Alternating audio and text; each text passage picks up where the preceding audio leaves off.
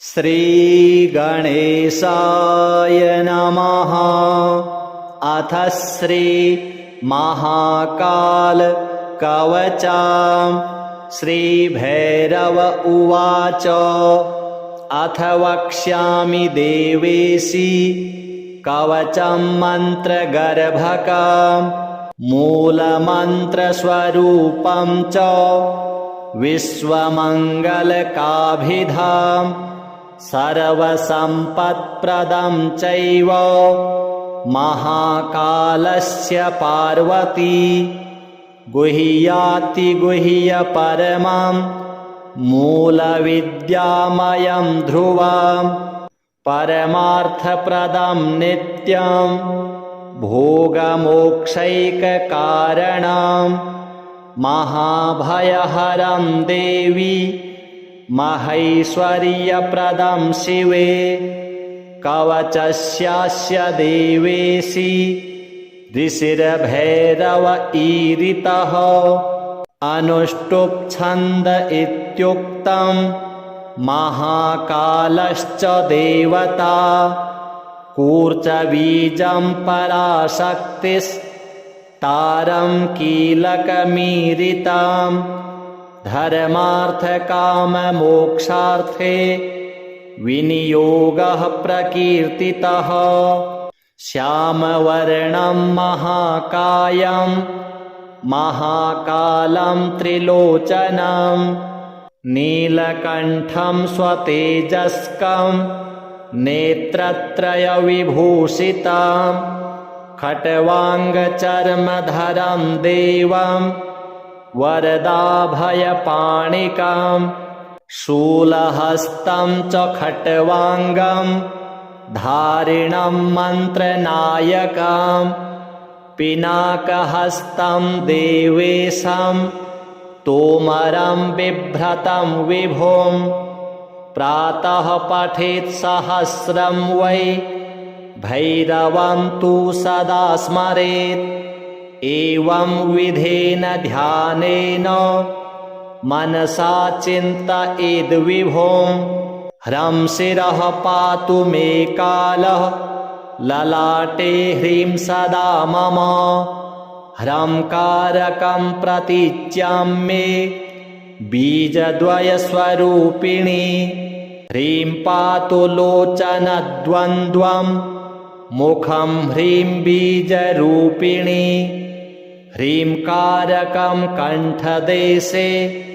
ह्रीं पातु स्कन्धयोर्मम महाकालः सदा पातु भुजौ सव्येनशौ मम ह्रींकारं हृदयं पातु ह्रं मे व्यादुदरं सदा ह्रीं नाभिं पातु सततं देवी ह्रींकाररूपिणी अव्यान्मे लिङ्गदेशं च ह्रीं रक्षेद्गुह्यदेशके कूर्चयुग्मं पातु पादौ स्वाहा पादतलं मम श्रीषोडशाक्षरः पातु सर्वाङ्गे मम सर्वदा अन्तर्वहनिश्च मां पातु देवदत्तश्च भैरवः नगलिङ्गामृतप्रीतः सर्वसन्धिषु रक्षतु महोग्रो मां सदा पातु ममेन्द्रियसमूहकं शिवो ममेन्द्रियार्थेषु रक्षयेद्दक्षिणेष्वपि महाकालः पश्चिमे व्यात् दक्षिणे देवदत्तकः भगलिङ्गामृतं प्रीतो भगलिङ्गस्वरूपकः उदीच्यामूर्ध्वगः पातु पूर्वे संहारभैरवः दिगम्बरः श्मशानस्थः पातु दिक्षु विदिक्षु च शतलक्षं प्रजप्तोऽपि तस्य मन्त्रं न सिद्ध्यति सशास्त्रज्ञानमाप्नोति सोचिरान्मृत्युमाप्नुयात् मन्त्रेण म्रियते योगी रक्षयेत् कवचं ततः त्रिसन्ध्यां पठनादस्य कवचस्य तु पार्वती सिद्ध्योष्टौ करे तस्य महेश इव चापरः रूपेण स्मरतुल्येष्टो कामिनीनां प्रियो भवेत् तस्मादेतत् सुकवचं न देयं यस्य कस्यचित् भक्तियुक्ताय शान्ताय दानशीलाय धीमते यो ददाति सुशिष्येभ्यो वश्येतस्य जगद्भवेत् गुह्याद् गुह्यतरं गुह्यं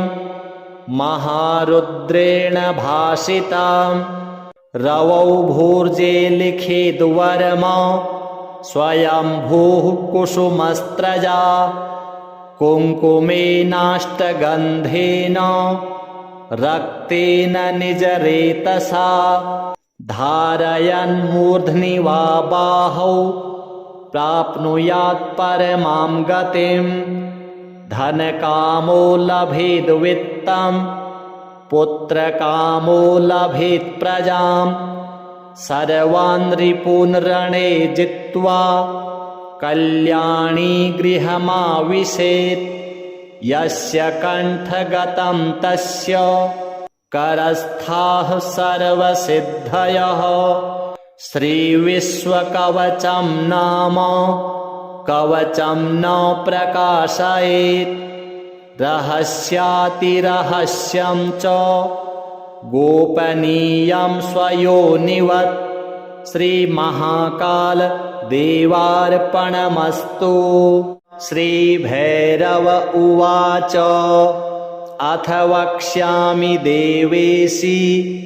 कवचं मन्त्रगर्भकं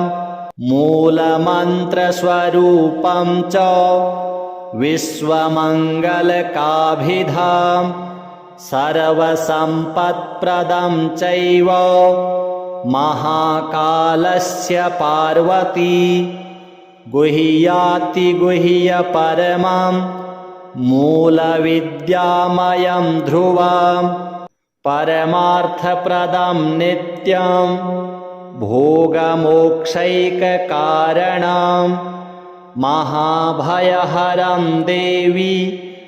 महैश्वर्यप्रदं शिवे कवचस्यास्य देवेशी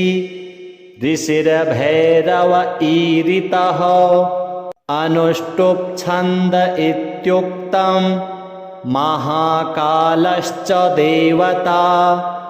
कूर्चबीजं पराशक्तिस्तारं कीलकमीरितां धर्मार्थकाममोक्षार्थे विनियोगः प्रकीर्तितः श्यामवर्णं महाकायं महाकालं त्रिलोचनं नीलकण्ठं स्वतेजस्कं नेत्रत्रयविभूषितं खट्वाङ्गचर्मधरं देवं वरदाभयपाणिकं शूलहस्तं च खट्वाङ्गं धारिणं मन्त्रनायकं पिनाकहस्तं देवेशं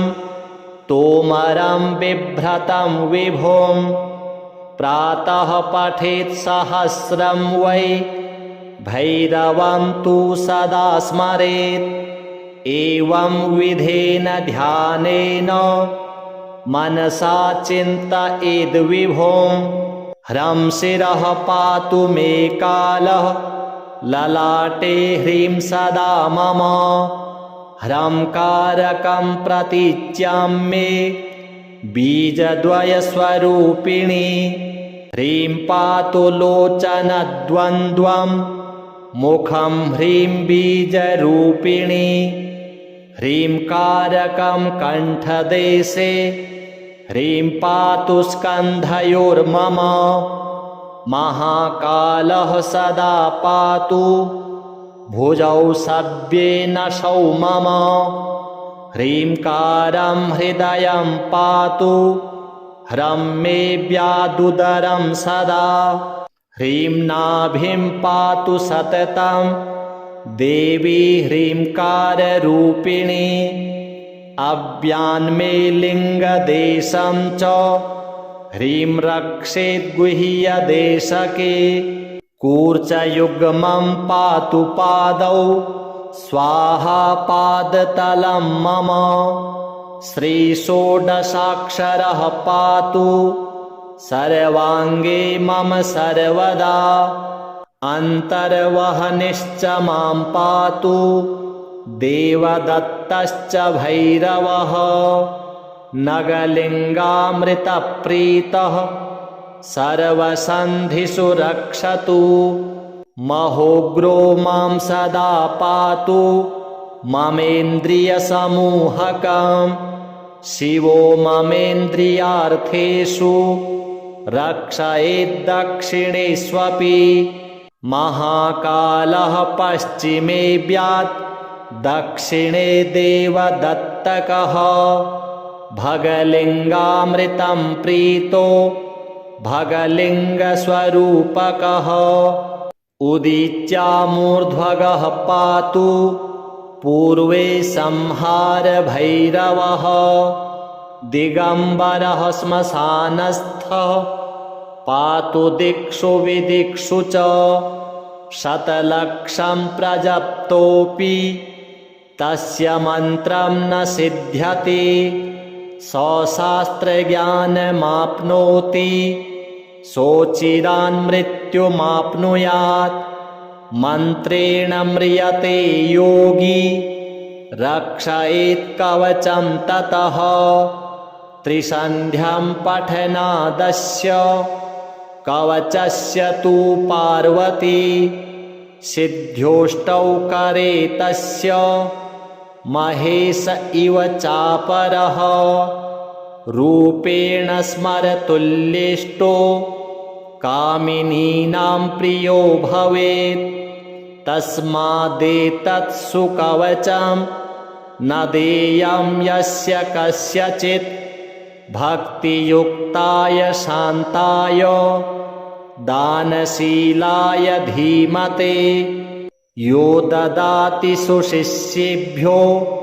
वश्येतस्य जगद्भवेत् गुह्याद् गुह्यतरं गुह्यं महारुद्रेण भाषितं रवौ भूर्जे लिखेद्वर्मा स्वयंभूः कुसुमस्त्रजा कुङ्कुमेनाष्टगन्धेन रक्तेन निजरेतसा धारयन्मूर्ध्नि वा बाहौ प्राप्नुयात् परमां गतिं धनकामो लभेद् वित्तं पुत्रकामो लभेत् प्रजां सर्वान् रिपून् रणे जित्वा कल्याणी गृहमाविशेत् यस्य कण्ठगतं तस्य करस्थाः सर्वसिद्धयः श्रीविश्वकवचं नाम कवचं न प्रकाशयेत् रहस्यातिरहस्यं च गोपनीयं स्वयोनिवत् श्रीमहाकाल देवार्पणमस्तु। श्रीभैरव उवाच अथ वक्ष्यामि देवेशि कवचं मन्त्रगर्भकं मूलमन्त्रस्वरूपं च विश्वमङ्गलकाभिधां सर्वसम्पत्प्रदं चैव महाकालस्य पार्वती गुह्यातिगुह्यपरमं मूलविद्यामयं ध्रुवं परमार्थप्रदं नित्यं भोगमोक्षैककारणं महाभयहरं देवी महैश्वर्यप्रदं शिवे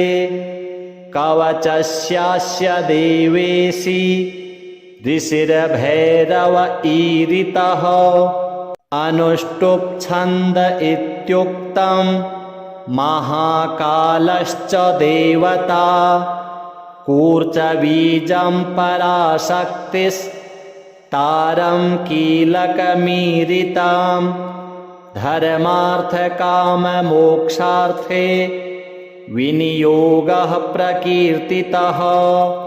श्यामवर्णं महाकायं महाकालं त्रिलोचनं नीलकण्ठं स्वतेजस्कं नेत्रत्रयविभूषितं खट्वाङ्गचर्मधरं देवं वरदाभयपाणिकं शूलहस्तं च खट्वाङ्गं धारिणं मन्त्रनायकं पिनाकहस्तं देवेशं तोमरं बिभ्रतं विभुं प्रातः पठेत् सहस्रं वै भैरवं तु सदा स्मरेत् एवं विधेन ध्यानेन मनसा चिन्तयेद् विभुं ह्रं शिरः पातु मे कालः ललाटे ह्रीं सदा मम ह्रं कारकं प्रतीच्याम्ये बीजद्वयस्वरूपिणी ह्रीं पातु लोचनद्वन्द्वं मुखं ह्रीं बीजरूपिणी ह्रीं कारकं कण्ठदेशे ह्रीं पातु स्कन्धयोर्मम महाकालः सदा पातु भुजौ सव्येन शौ मम ह्रींकारं हृदयं पातु ह्रं मे व्यादुदरं सदा ह्रीं नाभिं पातु सततं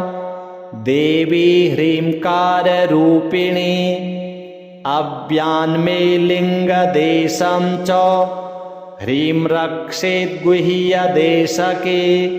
कूर्चयुग्मं पातु पादौ स्वाहा पादतलं मम श्रीषोडशाक्षरः पातु सर्वाङ्गे मम सर्वदा अन्तर्वहनिश्च मां पातु देवदत्तश्च भैरवः नगलिङ्गामृतप्रीतः सर्वसन्धिषु रक्षतु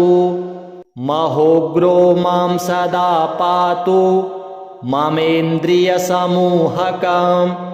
शिवो ममेन्द्रियार्थेषु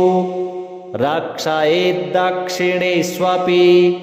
महाकालः पश्चिमे व्यात् दक्षिणे देवदत्तकः भगलिङ्गामृतं प्रीतो भगलिङ्गस्वरूपकः उदीच्यामूर्ध्वगः पातु पूर्वे संहारभैरवः दिगम्बरः श्मशानस्थः पातु दिक्षु विदिक्षु च शतलक्षं प्रजप्तोऽपि तस्य मन्त्रं न सिद्ध्यति सशास्त्रज्ञानमाप्नोति सोचिरान् मृत्युमाप्नुयात् मन्त्रेण म्रियते योगी रक्षयेत् कवचं ततः त्रिसन्ध्यं पठनादस्य कवचस्य तु पार्वती सिद्ध्योष्टौ करे तस्य महेश इव चापरः रूपेण स्मरतुल्येष्टो कामिनीनां प्रियो भवेत् तस्मादेतत् सुकवचं न देयं यस्य कस्यचित् भक्तियुक्ताय शान्ताय दानशीलाय धीमते यो ददाति सुशिष्येभ्यो वश्येतस्य जगद्भवेत् गुह्याद् गुह्यतरं गुह्यं महारुद्रेण भाषिताम् रवौ भूर्जे लिखिद्वर्मा स्वयंभूः कुसुमस्त्रजा कुङ्कुमेनाष्टगन्धेन रक्तेन निजरेतसा धारयन् मूर्ध्नि वा बाहौ प्राप्नुयात् परमां गतिम् धनकामो लभेद् वित्तं पुत्रकामो लभेत् प्रजां सर्वान् रिपून् रणे जित्वा कल्याणी गृहमाविशेत् यस्य कण्ठगतं तस्य करस्थाः सर्वसिद्धयः श्रीविश्वकवचं नाम कवचं न प्रकाशयेत् रहस्यातिरहस्यं च गोपनीयं स्वयोनिवत् श्रीमहाकाल देवार्पणमस्तु। श्रीभैरव उवाच अथ वक्ष्यामि देवेशी कवचं मन्त्रगर्भकम् मूलमन्त्रस्वरूपं च विश्वमङ्गलकाभिधाम् सर्वसम्पत्प्रदं चैव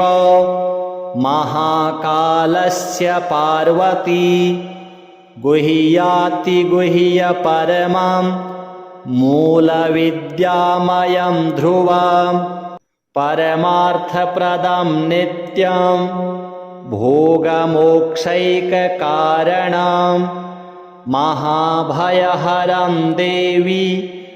महैश्वर्यप्रदं शिवे कवचस्यास्य देवेशी ऋषिर्भैरव ईरितः अनुष्टुप् छन्द इत्युक्तं महाकालश्च देवता कूर्चबीजं पराशक्तिस्तारं कीलकमीरितं धर्मार्थकाममोक्षार्थे विनियोगः प्रकीर्तितः श्यामवर्णं महाकायं महाकालं त्रिलोचनं नीलकण्ठं स्वतेजस्कं नेत्रत्रयविभूषितं खट्वाङ्गचर्मधरं देवं वरदाभयपाणिकं शूलहस्तं च खट्वाङ्गं धारिणं मन्त्रनायकं पिनाकहस्तं देवेशं तोमरं बिभ्रतं विभुं प्रातः पठेत् सहस्रं वै भैरवं तु सदा स्मरेत् एवं विधेन ध्यानेन मनसा चिन्तयेद्विभुं ह्रं शिरः पातु मे कालः ललाटे ह्रीं सदा मम ह्रं कारकं प्रतीच्यां मे बीजद्वयस्वरूपिणी ह्रीं पातु लोचनद्वन्द्वं मुखं ह्रीं बीजरूपिणी ह्रीं कारकं कण्ठदेशे ह्रीं पातु स्कन्धयोर्मम महाकालः सदा पातु भुजौ सव्येनशौ मम ह्रींकारं हृदयं पातु ह्रं मे व्यादुदरं सदा ह्रीं नाभिं पातु सततं देवी ह्रींकाररूपिणी अव्यान्मे लिङ्गदेशं च ह्रीं रक्षेद्गुह्यदेशके कूर्चयुग्मं पातु पादौ स्वाहा पादतलं मम श्रीषोडशाक्षरः पातु सर्वाङ्गे मम सर्वदा अन्तर्वहनिश्च मां पातु देवदत्तश्च भैरवः नगलिङ्गामृतप्रीतः सर्वसन्धिषु रक्षतु महोग्रो मां सदा पातु ममेन्द्रियसमूहकम् शिवो ममेन्द्रियार्थेषु रक्षयेद्दक्षिणेष्वपि महाकालः पश्चिमे व्यात् दक्षिणे देवदत्तकः भगलिङ्गामृतं प्रीतो भगलिङ्गस्वरूपकः उदीच्यामूर्ध्वगः पातु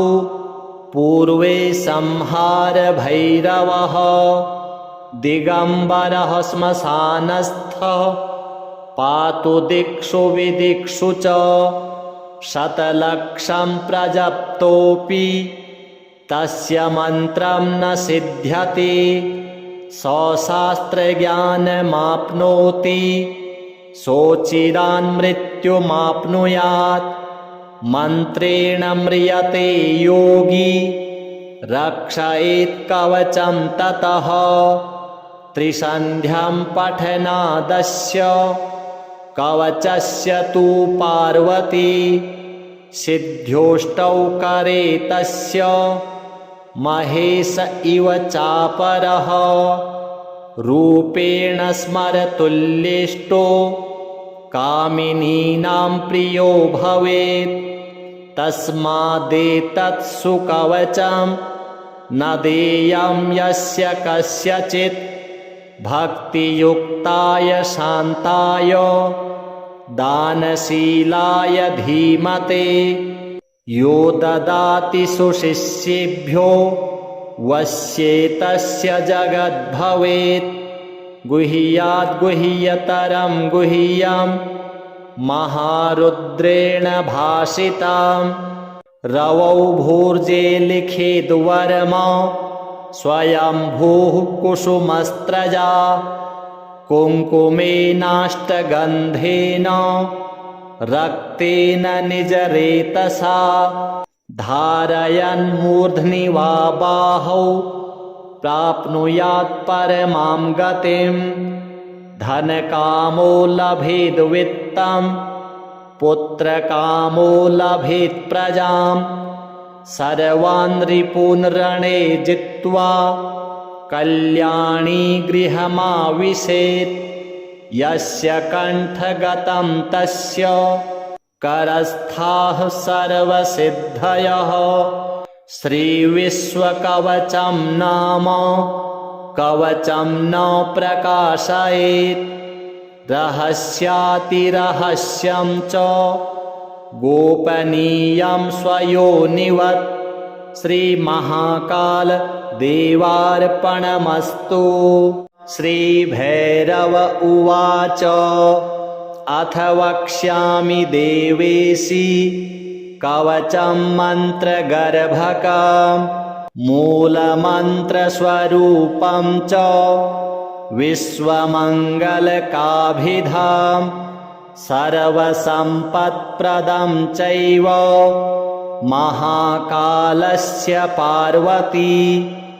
गुह्यातिगुह्यपरमं मूलविद्यामयं ध्रुवं परमार्थप्रदं नित्यं भोगमोक्षैककारणं महाभयहरं देवी महैश्वर्यप्रदं शिवे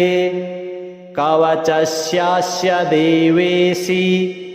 ऋषिर्भैरव ईरितः अनुष्टुप् छन्द इत्युक्तं महाकालश्च देवता कूर्चबीजं पराशक्तिस्तारं कीलकमीरितं धर्मार्थकाममोक्षार्थे विनियोगः प्रकीर्तितः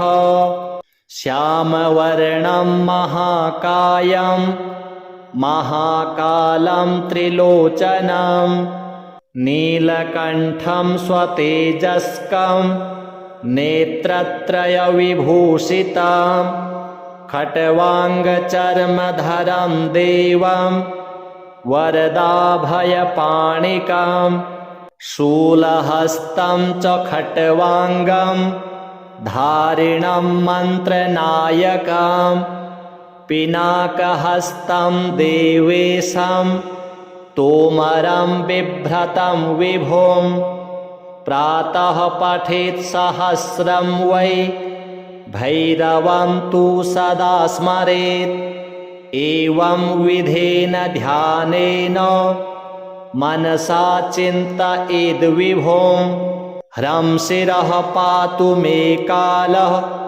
ललाटे ह्रीं सदा मम ह्रं कारकं प्रतीच्यां मे बीजद्वयस्वरूपिणी ह्रीं पातु लोचनद्वन्द्वं मुखं ह्रीं बीजरूपिणी ह्रीं कारकं कण्ठदेशे ह्रीं पातु स्कन्धयोर्मम महाकालः सदा पातु भुजौ सव्येनशौ मम ह्रींकारं हृदयं पातु ह्रं मे व्यादुदरं सदा ह्रीं नाभिं पातु सततं देवी ह्रींकाररूपिणी अव्यान्मे लिङ्गदेशं च ह्रीं रक्षेद्गुह्यदेशके कूर्चयुग्मं पातु पादौ स्वाहा पादतलं मम श्रीषोडशाक्षरः पातु सर्वाङ्गे मम सर्वदा अन्तर्वहनिश्च मां पातु देवदत्तश्च भैरवः नगलिङ्गामृतप्रीतः सर्वसन्धिषु रक्षतु महोग्रो मां सदा पातु ममेन्द्रियसमूहकं शिवो ममेन्द्रियार्थेषु रक्षयेद्दक्षिणेष्वपि महाकालः पश्चिमे व्यात् दक्षिणे देवदत्तकः भगलिङ्गामृतं प्रीतो भगलिङ्गस्वरूपकः उदीच्यामूर्ध्वगः पातु पूर्वे संहारभैरवः दिगम्बरः श्मशानस्थः पातु दिक्षु विदिक्षु च शतलक्षं प्रजप्तोऽपि तस्य मन्त्रं न सिद्ध्यति सशास्त्रज्ञानमाप्नोति सोचिरान् मृत्युमाप्नुयात् मन्त्रेण म्रियते योगी रक्षयेत् कवचं ततः त्रिसन्ध्यं पठनादस्य कवचस्य तु पार्वती सिद्ध्योष्टौ करे तस्य महेश इव चापरः रूपेण स्मरतुल्येष्टो कामिनीनां प्रियो भवेत् तस्मादेतत् सुकवचं न देयं यस्य कस्यचित् भक्तियुक्ताय शान्ताय दानशीलाय धीमते यो ददाति सुशिष्येभ्यो वश्येतस्य जगद्भवेत् गुह्याद् गुह्यतरं गुह्यं महारुद्रेण भाषितं रवौ भूर्जे लिखेद्वर्मा स्वयंभूः कुसुमस्त्रजा कुङ्कुमेनाष्टगन्धेन रक्तेन निजरेतसा धारयन्मूर्ध्नि वा बाहौ प्राप्नुयात् परमां गतिं धनकामो लभेद् वित्तं पुत्रकामो लभेत् प्रजां सर्वान् रिपून् रणे जित्वा कल्याणी गृहमाविशेत् यस्य कण्ठगतं तस्य करस्थाः सर्वसिद्धयः श्रीविश्वकवचं नाम कवचं न प्रकाशयेत् रहस्यातिरहस्यं च गोपनीयं स्वयोनिवत् श्रीमहाकाल देवार्पणमस्तु। श्रीभैरव उवाच अथ वक्ष्यामि देवेशी कवचं मन्त्रगर्भकं मूलमन्त्रस्वरूपं च विश्वमङ्गलकाभिधां सर्वसम्पत्प्रदं चैव महाकालस्य पार्वती गुह्यातिगुह्यपरमं मूलविद्यामयं ध्रुवं परमार्थप्रदं नित्यं भोगमोक्षैककारणं महाभयहरं देवी महैश्वर्यप्रदं शिवे कवचस्यास्य देवेशी ऋषिर्भैरव ईरितः अनुष्टुप् छन्द इत्युक्तं महाकालश्च देवता कूर्चबीजं पराशक्तिस्तारं कीलकमीरितं धर्मार्थकाममोक्षार्थे विनियोगः प्रकीर्तितः श्यामवर्णं महाकायं महाकालं त्रिलोचनं नीलकण्ठं स्वतेजस्कं नेत्रत्रयविभूषितं खट्वाङ्गचर्मधरं देवं वरदाभयपाणिकं शूलहस्तं च खट्वाङ्गं धारिणं मन्त्रनायकं पिनाकहस्तं देवेशं तोमरं बिभ्रतं विभुं प्रातः पठेत् सहस्रं वै भैरवं तु सदा स्मरेत् एवं विधेन ध्यानेन मनसा चिन्तयेद्विभुं ह्रं शिरः पातु मे कालः ललाटे ह्रीं सदा मम ह्रंकारकं प्रतीच्यां मे बीजद्वयस्वरूपिणी ह्रीं पातु लोचनद्वन्द्वं मुखं ह्रीं बीजरूपिणी ह्रींकारकं कण्ठदेशे ह्रीं पातु स्कन्धयोर्मम महाकालः सदा पातु भुजौ सव्येनशौ मम ह्रींकारं हृदयं पातु ह्रं मे व्यादुदरं सदा ह्रीं नाभिं पातु सततं देवी ह्रींकाररूपिणी अव्यान्मे लिङ्गदेशं च ह्रीं रक्षेद्गुह्यदेशके कूर्चयुग्मं पातु पादौ स्वाहा पादतलं मम श्रीषोडशाक्षरः पातु सर्वाङ्गे मम सर्वदा अन्तर्वहनिश्च मां पातु देवदत्तश्च भैरवः नगलिङ्गामृतप्रीतः सर्वसन्धिषु रक्षतु महोग्रो मां सदा पातु ममेन्द्रियसमूहकं शिवो ममेन्द्रियार्थेषु रक्षयेद्दक्षिणेष्वपि महाकालः पश्चिमे व्यात् दक्षिणे देवदत्तकः भगलिङ्गामृतं प्रीतो भगलिङ्गस्वरूपकः उदीच्यामूर्ध्वगः पातु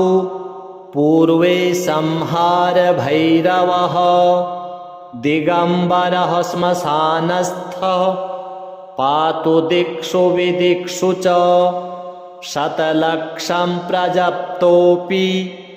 तस्य मन्त्रं न सिद्ध्यति सशास्त्रज्ञानमाप्नोति सोचिरान् मृत्युमाप्नुयात् मन्त्रेण म्रियते योगी रक्षयेत् कवचं ततः त्रिसन्ध्यं पठनादस्य कवचस्य तु पार्वती सिद्ध्योष्टौ करे तस्य महेश इव चापरः रूपेण स्मरतुल्येष्टो कामिनीनां प्रियो भवेत् तस्मादेतत् सुकवचं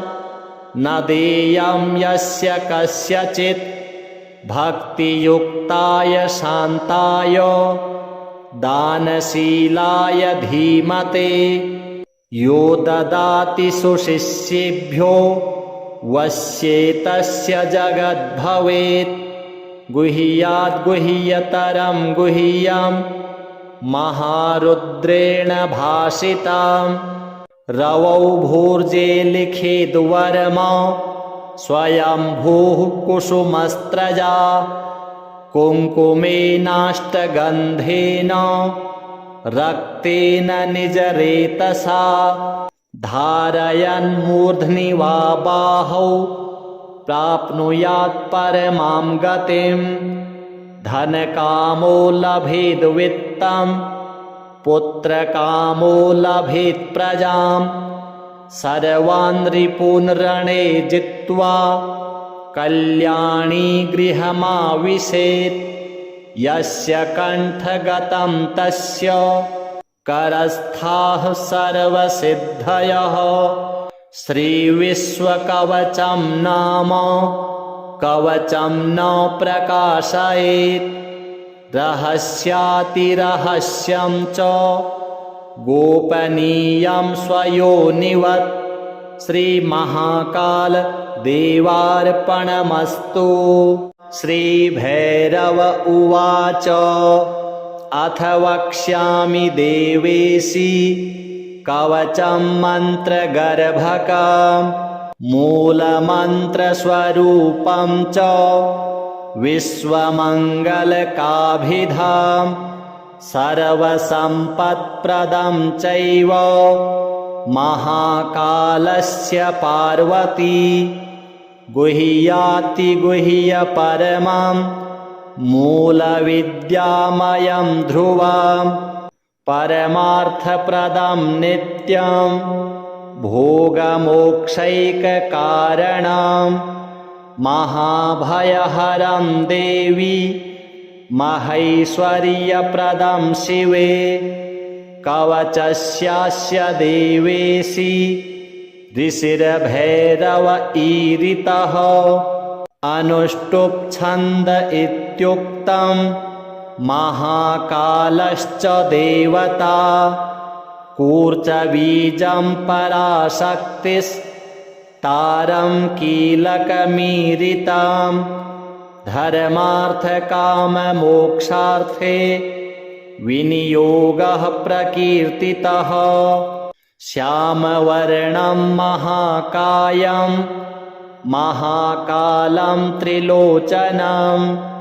नीलकण्ठं स्वतेजस्कं नेत्रत्रयविभूषितं खट्वाङ्गचर्मधरं देवं वरदाभयपाणिकं शूलहस्तं च खट्वाङ्गं धारिणं मन्त्रनायकं पिनाकहस्तं देवेशं तोमरं बिभ्रतं विभुं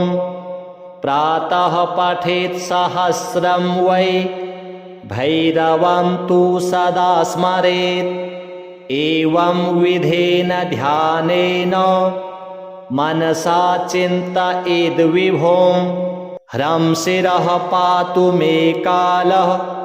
ललाटे ह्रीं सदा मम ह्रं कारकं प्रतीच्यां मे बीजद्वयस्वरूपिणी ह्रीं पातु लोचनद्वन्द्वं मुखं ह्रीं बीजरूपिणी ह्रीं कारकं कण्ठदेशे ह्रीं पातु स्कन्धयोर्मम महाकालः सदा पातु भुजौ सव्येन शौ मम ह्रींकारं हृदयं पातु ह्रं मे व्यादुदरं सदा ह्रीं नाभिं पातु सततं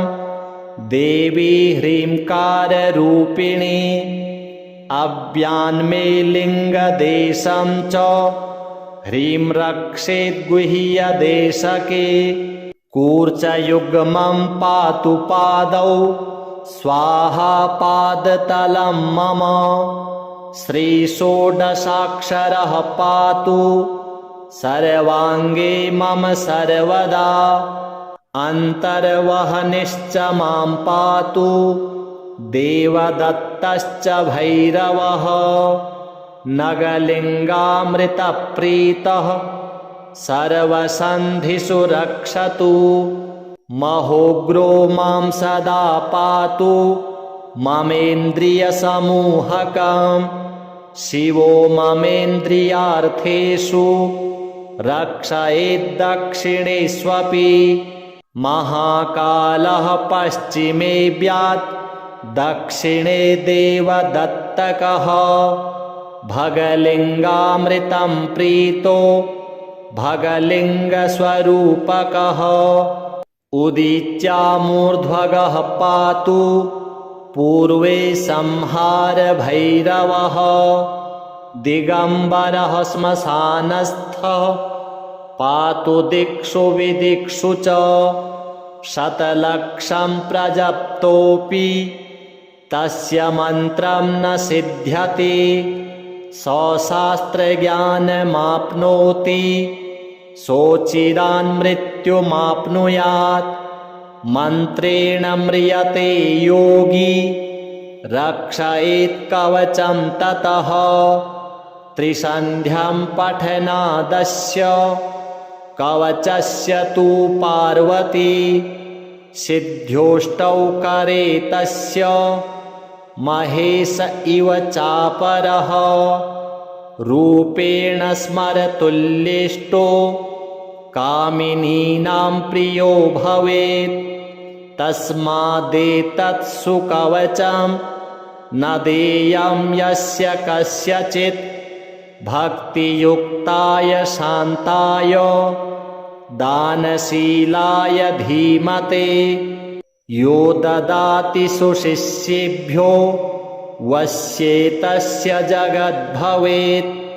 गुह्याद् गुह्यतरं गुह्यं महारुद्रेण भाषितं रवौ भूर्जे लिखेद्वर्मा स्वयंभूः कुसुमस्त्रजा कुङ्कुमेनाष्टगन्धेन रक्तेन निजरेतसा धारयन्मूर्ध्नि वा बाहौ प्राप्नुयात् परमां गतिं धनकामो लभेद् वित्तं पुत्रकामो लभेत् प्रजां सर्वान् रिपून् रणे जित्वा कल्याणी गृहमाविशेत् यस्य कण्ठगतं तस्य करस्थाः सर्वसिद्धयः श्रीविश्वकवचं नाम कवचं न प्रकाशयेत् रहस्यातिरहस्यं च गोपनीयं स्वयोनिवत् श्रीमहाकाल देवार्पणमस्तु। श्रीभैरव उवाच अथ वक्ष्यामि देवेशी कवचं मन्त्रगर्भकं मूलमन्त्रस्वरूपं च विश्वमङ्गलकाभिधां सर्वसम्पत्प्रदं चैव महाकालस्य पार्वती गुह्यातिगुह्यपरमं मूलविद्यामयं ध्रुवं परमार्थप्रदं नित्यं भोगमोक्षैककारणं महाभयहरं देवी महैश्वर्यप्रदं शिवे कवचस्यास्य देवेशी ऋषिर्भैरव ईरितः अनुष्टुप् छन्द इत्युक्तं महाकालश्च देवता कूर्चबीजं पराशक्तिस्तारं कीलकमीरितं धर्मार्थकाममोक्षार्थे विनियोगः प्रकीर्तितः श्यामवर्णं महाकायं महाकालं त्रिलोचनं नीलकण्ठं स्वतेजस्कं नेत्रत्रयविभूषितं खट्वाङ्गचर्मधरं देवं वरदाभयपाणिकं शूलहस्तं च खट्वाङ्गं धारिणं मन्त्रनायकं पिनाकहस्तं देवेशं तोमरं बिभ्रतं विभुं प्रातः पठेत् सहस्रं वै भैरवं तु सदा स्मरेत्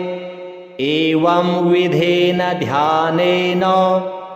मनसा चिन्तयेद्विभुं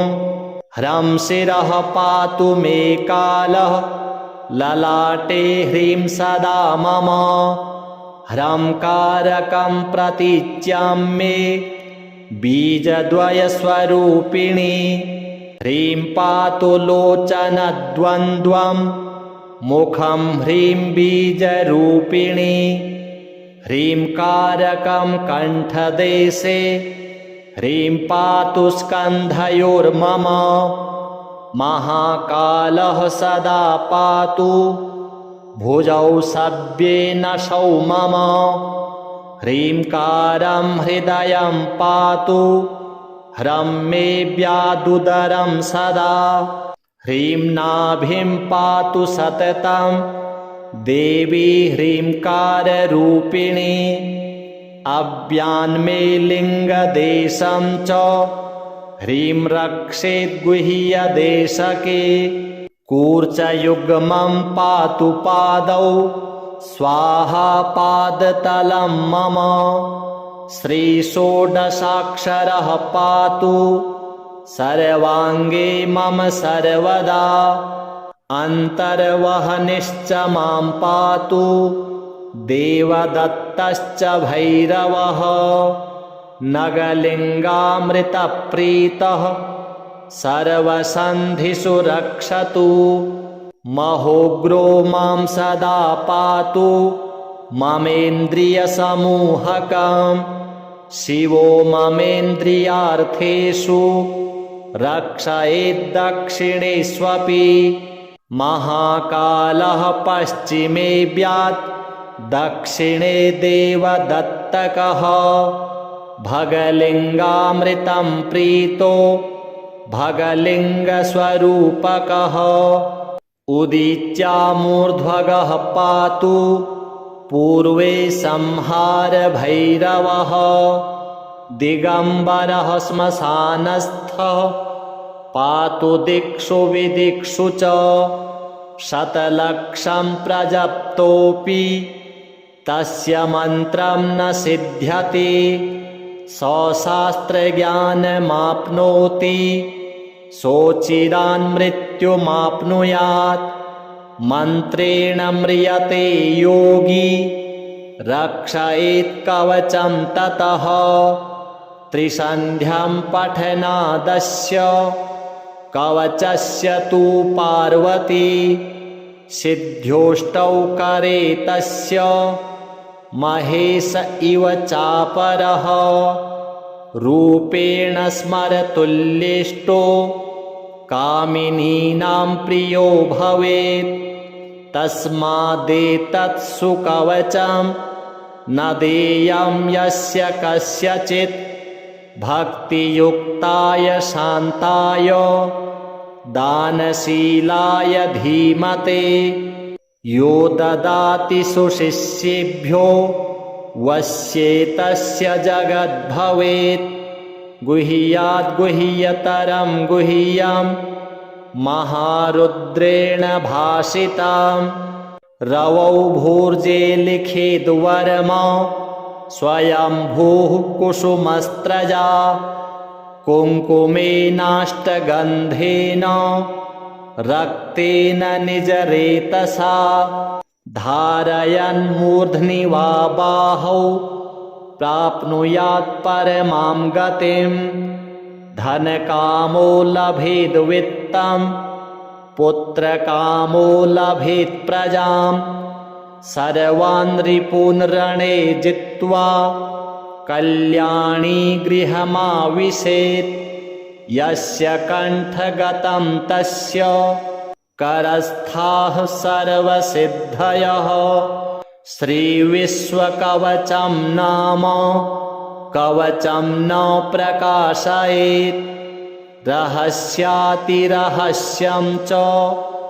गोपनीयं स्वयोनिवत् श्रीमहाकाल देवार्पणमस्तु। श्रीभैरव उवाच अथ वक्ष्यामि देवेशी कवचं मन्त्रगर्भकं मूलमन्त्रस्वरूपं च विश्वमङ्गलकाभिधां सर्वसम्पत्प्रदं चैव महाकालस्य पार्वती गुह्यातिगुह्यपरमं मूलविद्यामयं ध्रुवं परमार्थप्रदं नित्यं भोगमोक्षैककारणं महाभयहरं देवी महैश्वर्यप्रदं शिवे कवचस्यास्य देवेशी ऋषिर्भैरव ईरितः अनुष्टुप् छन्द इत्युक्तं महाकालश्च देवता कूर्चबीजं पराशक्तिस्तारं कीलकमीरितं धर्मार्थकाममोक्षार्थे विनियोगः प्रकीर्तितः श्यामवर्णं महाकायं महाकालं त्रिलोचनं नीलकण्ठं स्वतेजस्कं नेत्रत्रयविभूषितं खट्वाङ्गचर्मधरं देवं वरदाभयपाणिकं शूलहस्तं च खट्वाङ्गं धारिणं मन्त्रनायकं पिनाकहस्तं देवेशं तोमरं बिभ्रतं विभुं प्रातः पठेत् सहस्रं वै भैरवं तु सदा स्मरेत् एवं विधेन ध्यानेन मनसा चिन्तयेद्विभुं ह्रं शिरः पातु मे कालः ललाटे ह्रीं सदा मम ह्रं कारकं प्रतीच्यां मे बीजद्वयस्वरूपिणी ह्रीं पातु लोचनद्वन्द्वं मुखं ह्रीं बीजरूपिणी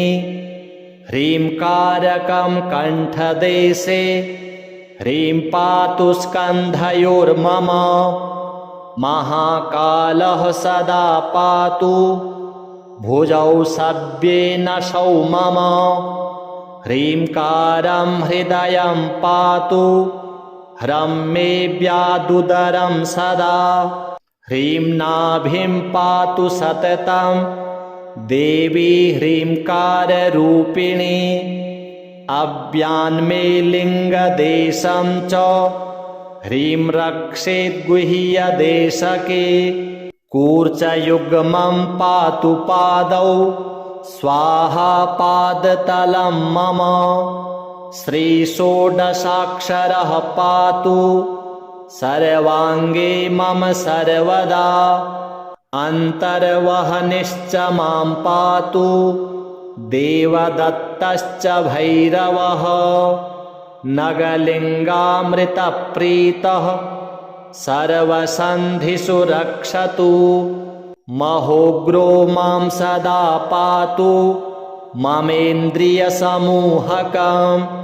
शिवो ममेन्द्रियार्थेषु रक्षयेद्दक्षिणेष्वपि महाकालः पश्चिमे व्यात् दक्षिणे देवदत्तकः भगलिङ्गामृतं प्रीतो भगलिङ्गस्वरूपकः उदीच्यामूर्ध्वगः पातु पूर्वे संहारभैरवः दिगम्बरः श्मशानस्थः पातु दिक्षु विदिक्षु च शतलक्षं प्रजप्तोऽपि तस्य मन्त्रं न सिद्ध्यति सशास्त्रज्ञानमाप्नोति सोचिरान् मृत्युमाप्नुयात् मन्त्रेण म्रियते योगी रक्षयेत् कवचं ततः त्रिसन्ध्यं पठनादस्य कवचस्य तु पार्वती सिद्ध्योष्टौ करे तस्य महेश इव चापरः रूपेण स्मरतुल्येष्टो कामिनीनां प्रियो भवेत् तस्मादेतत् सुकवचं न देयं यस्य कस्यचित् भक्तियुक्ताय शान्ताय दानशीलाय धीमते यो ददाति सुशिष्येभ्यो वश्येतस्य जगद्भवेत् गुह्याद् गुह्यतरं गुह्यं महारुद्रेण भाषितं रवौ भूर्जे लिखेद्वर्मा स्वयंभूः कुसुमस्त्रजा कुङ्कुमेनाष्टगन्धेन रक्तेन निजरेतसा धारयन्मूर्ध्नि वा बाहौ प्राप्नुयात् परमां गतिं धनकामो लभेद् वित्तं पुत्रकामो लभेत् प्रजां सर्वान् रिपून् रणे जित्वा कल्याणी गृहमाविशेत् यस्य कण्ठगतं तस्य करस्थाः सर्वसिद्धयः श्रीविश्वकवचं नाम कवचं न प्रकाशयेत् रहस्यातिरहस्यं च गोपनीयं स्वयोनिवत् श्रीमहाकाल देवार्पणमस्तु। श्रीभैरव उवाच अथ वक्ष्यामि देवेशी कवचं मन्त्रगर्भकं मूलमन्त्रस्वरूपं च विश्वमङ्गलकाभिधां सर्वसम्पत्प्रदं चैव महाकालस्य पार्वती गुह्यातिगुह्यपरमं मूलविद्यामयं ध्रुवं परमार्थप्रदं नित्यं भोगमोक्षैककारणं महाभयहरं देवी महैश्वर्यप्रदं शिवे कवचस्यास्य देवेशी ऋषिर्भैरव ईरितः अनुष्टुप् छन्द इत्युक्तं महाकालश्च देवता कूर्चबीजं पराशक्तिस्तारं कीलकमीरितं धर्मार्थकाममोक्षार्थे विनियोगः प्रकीर्तितः श्यामवर्णं महाकायं महाकालं त्रिलोचनं नीलकण्ठं स्वतेजस्कं नेत्रत्रयविभूषितं खट्वाङ्गचर्मधरं देवं वरदाभयपाणिकं शूलहस्तं च खट्वाङ्गं धारिणं मन्त्रनायकं पिनाकहस्तं देवेशं तोमरं बिभ्रतं विभुं प्रातः पठेत् सहस्रं वै भैरवं तु सदा स्मरेत् एवं विधेन ध्यानेन मनसा चिन्तयेद् विभुं ह्रं शिरः पातु मे कालः ललाटे ह्रीं सदा मम ह्रं कारकं प्रतीच्यां मे बीजद्वयस्वरूपिणी ह्रीं पातु लोचनद्वन्द्वं मुखं ह्रीं बीजरूपिणी ह्रीं कारकं कण्ठदेशे ह्रीं पातु स्कन्धयोर्मम महाकालः सदा पातु भुजौ सव्येन शौ मम ह्रींकारं हृदयं पातु ह्रं मे व्यादुदरं सदा ह्रीं नाभिं पातु सततं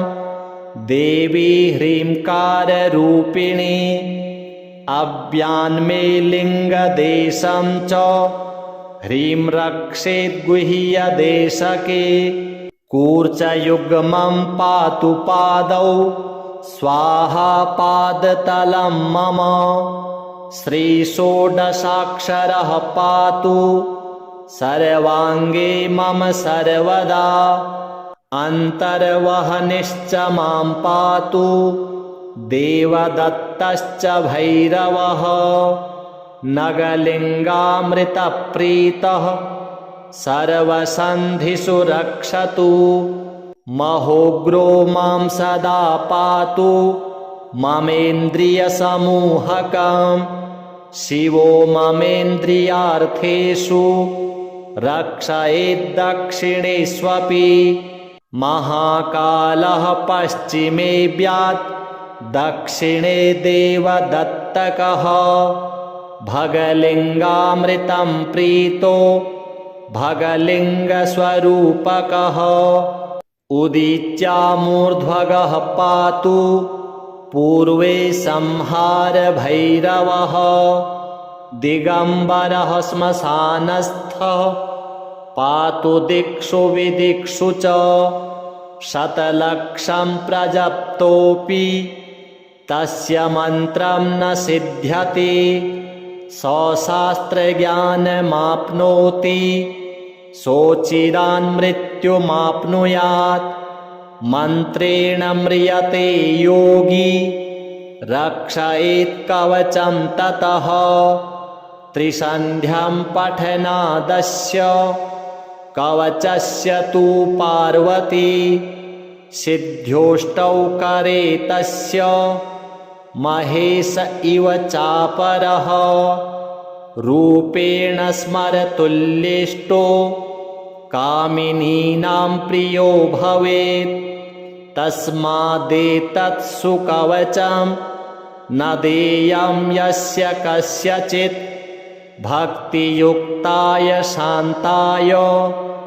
दानशीलाय धीमते यो ददाति सुशिष्येभ्यो वश्येतस्य जगद्भवेत् गुह्याद् गुह्यतरं गुह्यं महारुद्रेण भाषितं रवौ भूर्जे लिखेद्वर्मा स्वयंभूः कुसुमस्त्रजा कुङ्कुमेनाष्टगन्धेन रक्तेन निजरेतसा धारयन्मूर्ध्नि वा बाहौ प्राप्नुयात् परमां गतिं धनकामो लभेद् वित्तं पुत्रकामो लभेत् प्रजां सर्वान् रिपून् रणे जित्वा कल्याणी गृहमाविशेत् यस्य कण्ठगतं तस्य करस्थाः सर्वसिद्धयः श्रीविश्वकवचं नाम कवचं न प्रकाशयेत् रहस्यातिरहस्यं च गोपनीयं स्वयोनिवत् श्रीमहाकाल देवार्पणमस्तु। श्रीभैरव उवाच अथ वक्ष्यामि देवेशी कवचं मन्त्रगर्भकं मूलमन्त्रस्वरूपं च विश्वमङ्गलकाभिधां सर्वसम्पत्प्रदं चैव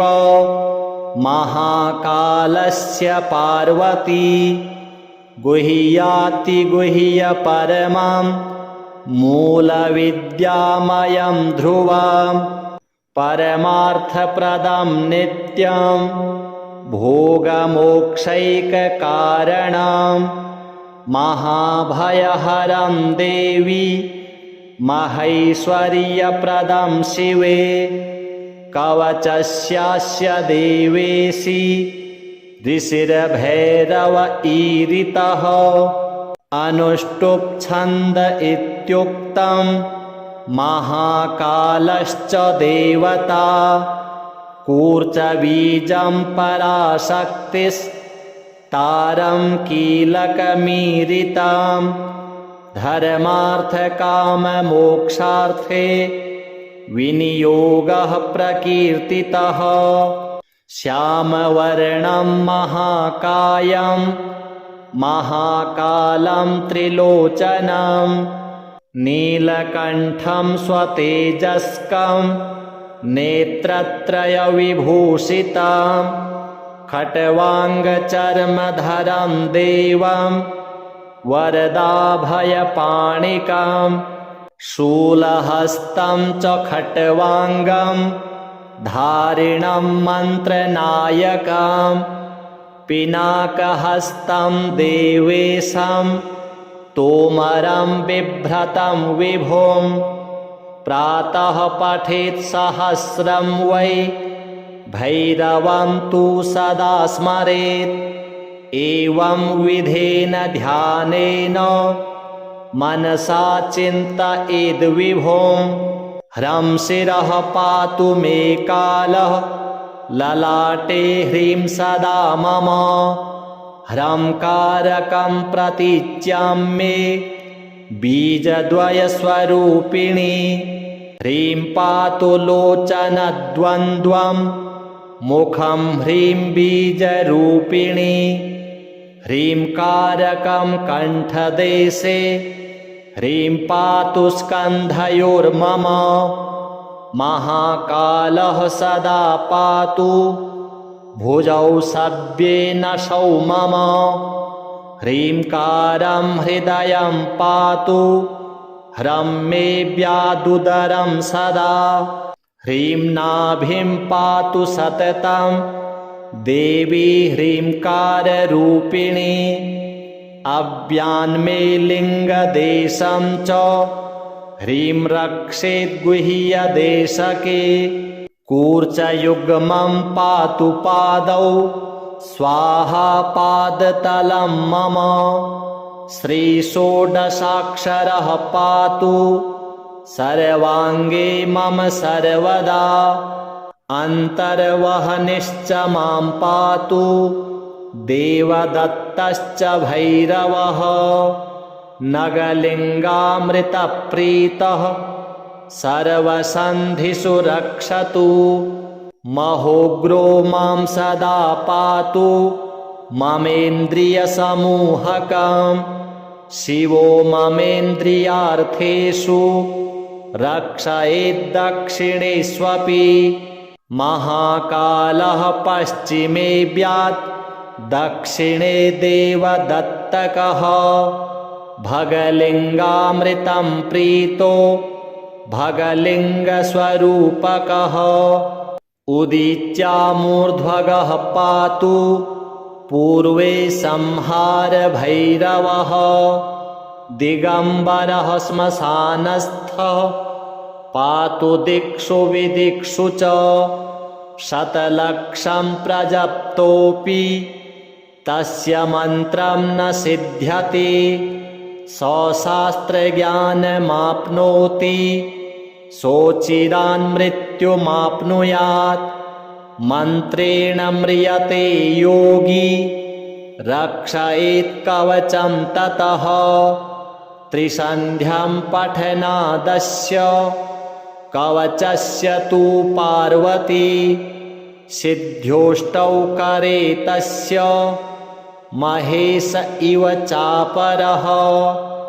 रूपेण स्मरतुल्येष्टो कामिनीनां प्रियो भवेत् तस्मादेतत्सु कवचं न देयं यस्य कस्यचित् भक्तियुक्ताय शान्ताय दानशीलाय धीमते यो ददाति सुशिष्येभ्यो वश्येतस्य जगद्भवेत् गुह्याद् गुह्यतरं गुह्यं महारुद्रेण भाषितं रवौ भूर्जे लिखिद्वर्मा स्वयंभूः कुसुमस्त्रजा कुङ्कुमेनाष्टगन्धेन रक्तेन निजरेतसा धारयन्मूर्ध्नि वा बाहौ प्राप्नुयात् परमां गतिं धनकामो लभेद् वित्तं पुत्रकामो लभेत् प्रजां सर्वान् रिपून् रणे जित्वा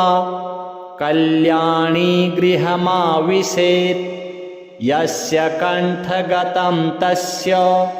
करस्थाः सर्वसिद्धयः श्रीविश्वकवचं नाम कवचं न प्रकाशयेत्